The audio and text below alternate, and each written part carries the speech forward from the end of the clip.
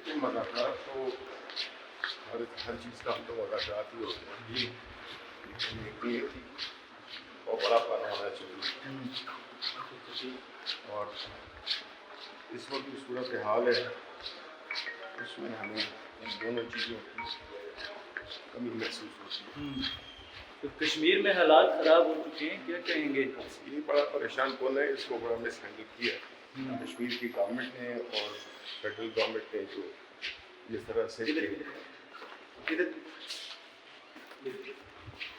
سے